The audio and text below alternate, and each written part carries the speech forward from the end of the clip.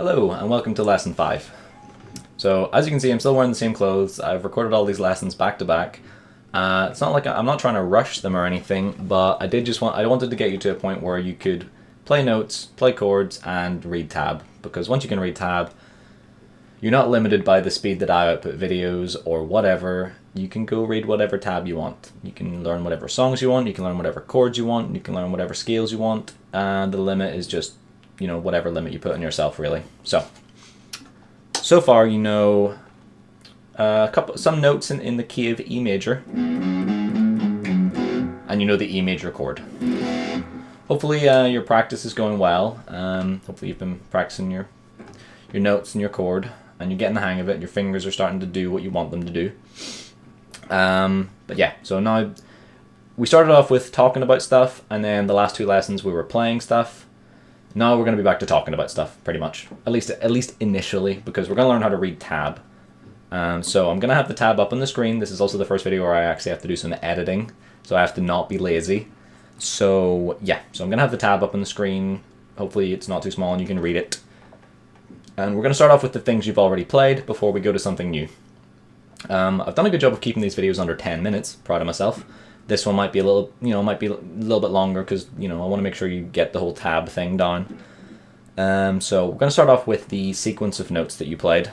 Now I have the tab up on the screen now, hopefully, and it should say 0, 2, 4, 5, 4, 2, and back to 0.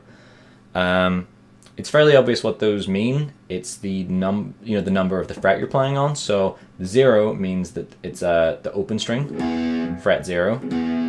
The 2 means it's the 2nd fret. The 4 means it's the 4th fret. The 5 means the 5th fret. And then you just back down to 0.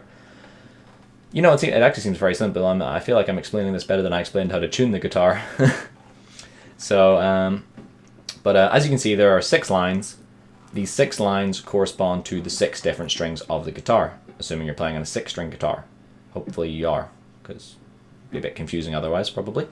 Now, again, remember when I talked about the lowest string being the one that you were, this one, even though it's kind of the highest one up when you're looking at the guitar?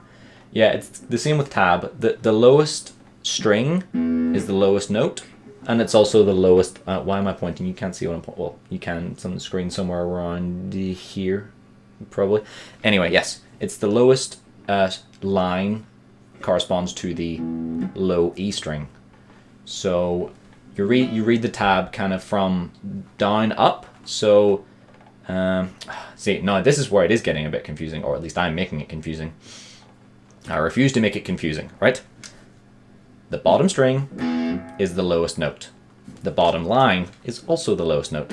So the bottom line is the E string, the low E.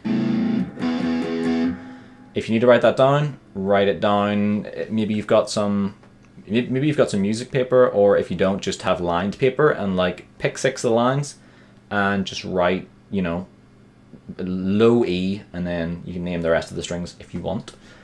But basically, this is the basics of tab. It's very easy once you've remembered that the bottom line is the low string. So as long as you can remember that, you can read basic tab really easily, and the numbers you'll start to remember them without having to count upwards. The dots on the fretboard are 3, 5, 7, 9, and then it goes to 12. I'll explain why that is later, but just get the hang of playing your sequence of notes and kind of remembering that it's 0, 2, 4, 5, 4, 2, 0. And then look at your tab. Look at the tab. You can pause the video or write the tab out yourself and look at it and be like, okay, it's on the lowest line, therefore I am on the bottom string, which is called the bottom string because it's the lowest note. It's the lowest pitched note. Okay. See, I feel like I've repeated myself about 10 times now, so I think you should get it. If repetition equals teaching, then yeah, it should be good. You might just have to force yourself to remember it. If your brain, right?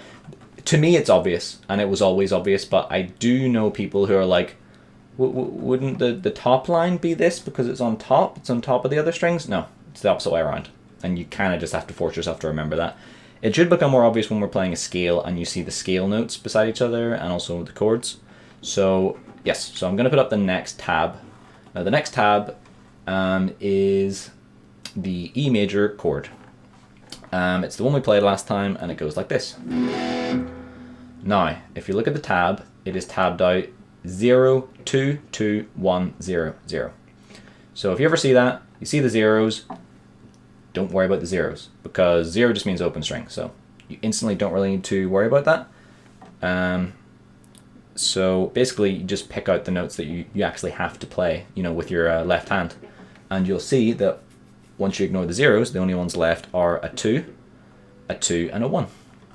Now, assuming that you've done what I said and kind of forced yourself to remember that you read down up as you're, you know, kind of going away from yourself as well, you'll notice that you get the 0 and then you've got a 2. So that's the second string. That's the A string, it's the second string, which means you're like, okay, there. Oh yeah, this is the E major chord. Look, it's 2, 2, 1.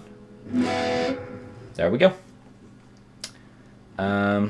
Hopefully that makes sense. I don't want to spend too much time on that because you've already sort of committed those to memory, so you can play those by memory, which means you don't really have to read the tab. So I'm going to test you with something here.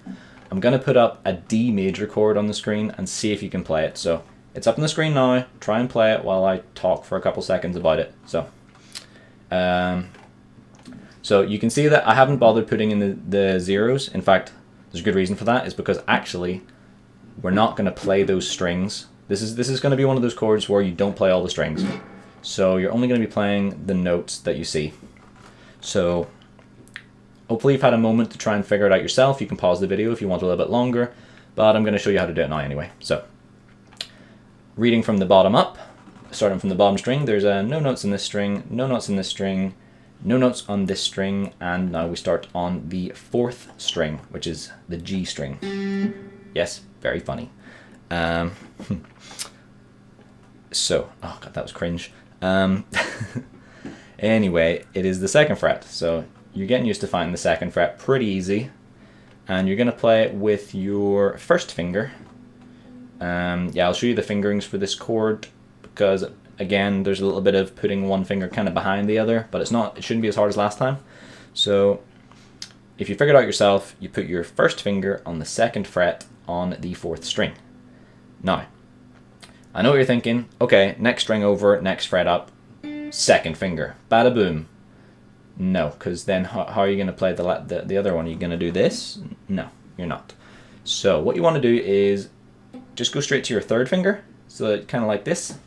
So you got your 1st finger on the 2nd fret, and then your 3rd finger on the 3rd fret on the next string, and then your middle finger just tucks in behind on the final string and plays the 2. So it should look like this. It kind of makes like a triangle shape, if you know what I'm talking about. Triangle.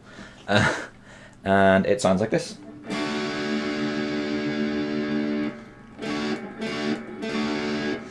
Like I said, it's the last 3 strings, so your pick is going to start kind of between the 3rd and 4th string, and you're going to go like that.